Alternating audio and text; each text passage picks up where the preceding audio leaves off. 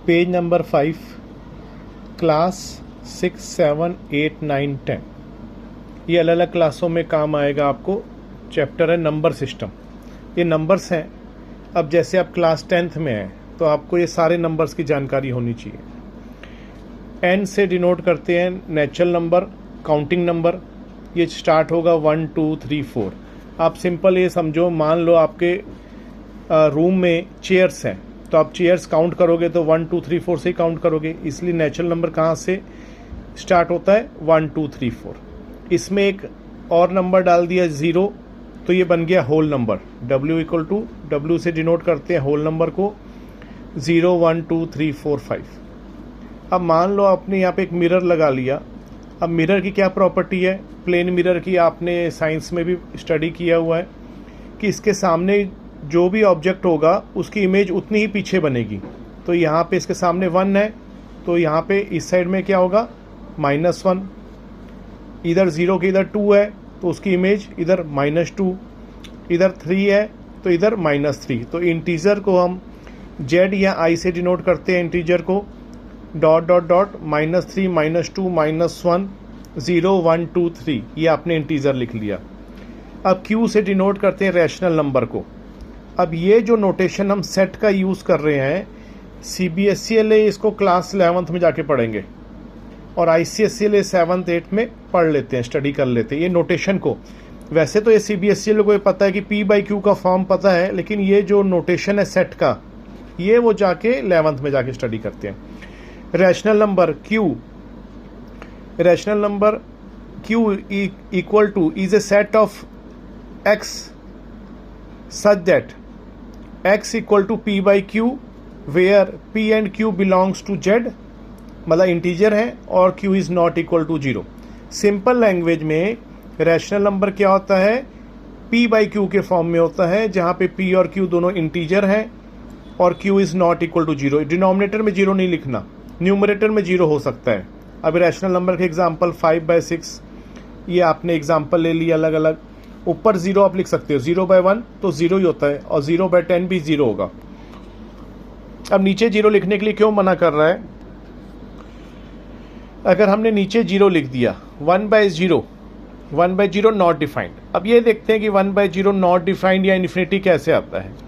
जैसे 6/2 है, 6 को डिवाइड किया 2 से तो 3 आया, क्योंकि 2 3 जा 6 बन गया। अगर हम 1/0 कर रहे हैं, हमें ऐसा नंबर यहाँ लिखना है जिसे 0 से मल्टीप्लाई करें तो 1 आ जाए। अगर हम यहाँ पे 1 लिख दें, 0 1 जा 0, 1 तो आया नहीं। मान लो 10 लिख दिया तो 10 × 0, 0, 1 तो आया नहीं। तो यहाँ पे हम ऐसा कोई नंबर फाइंड आउट नहीं कर पा रहे जिसको 0 से मल्टीप्लाई करके 1 आ जाए।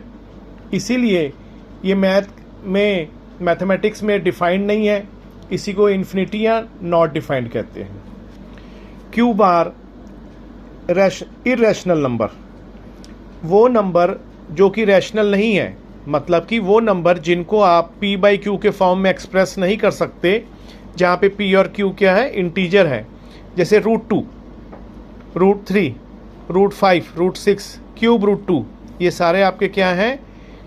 इन नंबर्स को आप P/Q के फॉर्म में नहीं लिख सकते, तो ये इरेशनल नंबर है। R equal to Q union Q bar, ये जो यूनियन का साइन है CBSE 11th में पढ़ते हैं, ICSE 7th 8th में पढ़ लेते हैं। R equal to real number equal to Q union Q bar, मतलब ये दोनों सेट आपने ले लेने हैं, रैशनल नंबर के भी और इरेशनल नंबर की यूनियन, मतलब इन सारों को मिला के रियल नंबर बनता है। अब जैसे देखो, ये नेचुरल नंबर है, हमने ऊपर पढ़ा था 1, 2, 3, 4, 5। इसमें एक एक्स्ट्रा नंबर डाल दिया 0 तो ये बन गया होल नंबर। निगेटिव भी ले लोगे, या मिरर लगा के देखा था आपने, निगेटिव भी ले लोगे, मतलब -3, -2, -1, 0, 1, 2, 3 तो इंटीजर बन गया। ये P/Q के फॉर्म में जो लिख सकते हैं उन्हें रैशनल नंबर कहते हैं, जिनको नहीं लिख सकते उसको इरेशनल नंबर कहते हैं। ये दोनों को मिलाकर क्या बन जाएगा? रियल नंबर बन जाएगा। अब NCERT में चैप्टर 1 के पहली एक्सरसाइज में क्वेश्चंस हैं आपके। ये पूछता है whether every natural number is a whole number, whether every irrational number is a real number, yes no. तो ये कैसे पता चलेंगे? देखो, ये सर्कल पहला नेचुरल नंबर, उससे बड़ा सर्कल होल नंबर, उससे बड़ा सर्कल इंटीजर, उससे बड़ा सर्कल रैशनल नंबर का, और इरेशनल नंबर का ये सर्कल है। जब आप अंदर वाले सर्कल से बाहर वाले सर्कल पे जाओगे तो आपने यस बोलना है, और बाहर के सर्कल से अंदर वाले सर्कल पे आओगे तो नो बोलना है। अब जैसे पहला क्वेश्चन, क्या हर एक नेचुरल नंबर होल नंबर है? यस, ठीक है। क्या हर एक होल नंबर इंटीजर है? यस। अंदर वाले सर्कल से बाहर सर्कल में जा रहे हैं तो यस बोलना है, ठीक है। वैसे यहाँ पर भी नेचुरल नंबर में आपको पता है 1 2 3 है, और इसमें 0 1 2 3 है, तो हर एक नेचुरल नंबर होल नंबर है, ठीक है। और हर एक होल नंबर इंटीजर कैसे हुआ? क्योंकि इंटीजर में तो नेगेटिव वाले भी आ जाएंगे, -1, -2, -3, तो हर एक होल नंबर भी इंटीजर है। अब अगला पूछ रहा है, क्या whether every integer is a rational number? Integer is a rational number, yes. Whether every irrational number,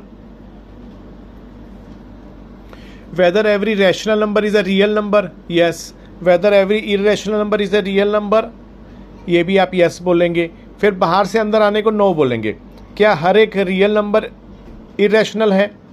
no. क्या हर एक रियल नंबर रैशनल है? नो।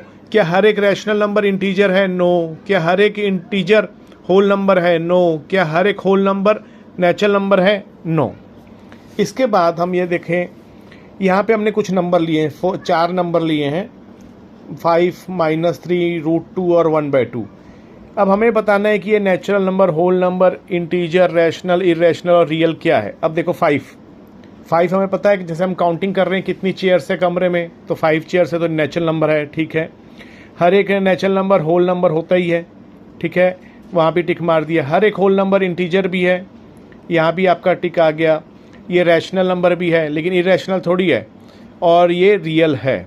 फिर से देखें, 5 नेचुरल नंबर भी है, होल नंबर भी है, इंटीजर में भी आता है। अब ये रैशनल कैसे हुआ? क्योंकि 5 को 5/1 लिख लोगे, p/q के फॉर्म में लिख लिया तो ये रैशनल हो गया, और ये रैशनल है तो इरेशनल नहीं होगा, यहाँ क्रॉस मार दिया। और हर एक रैशनल हो या इरेशनल हो, रियल होता है तो यहाँ पे निशान आ गया, टिक। अब जैसे कि आपके पास है, अब आपके पास है -3 नेचुरल नंबर में नहीं आएगा, वो तो 1 से स्टार्ट होते हैं। होल नंबर में भी नहीं आएगा क्योंकि वो 0 स्टार्ट होते हैं, इंटीजर में आएगा, ठीक है। और -3 को आप -3/1 लिख लो, p/q के फॉर्म में लिख सकते हो, तो ये क्या हो गया? ये आपका रैशनल नंबर हो गया, और p/q के फॉर्म में लिख लिया तो रैशनल हो गया, इरेशनल नहीं है, इसको क्रॉस मार दिया और रियल नंबर है। अब √2 नेचुरल नंबर नहीं है, होल नंबर भी नहीं है, इंटीजर भी नहीं है, p/q के फॉर्म में लिख नहीं सकते तो इसलिए रैशनल भी नहीं है, ये इरेशनल है। और हर एक इरेशनल नंबर रियल नंबर होता है। 1/2 जो फ्रैक्शन में है, ये नेचुरल नंबर भी नहीं है, होल नंबर भी नहीं है, इंटीजर भी नहीं है।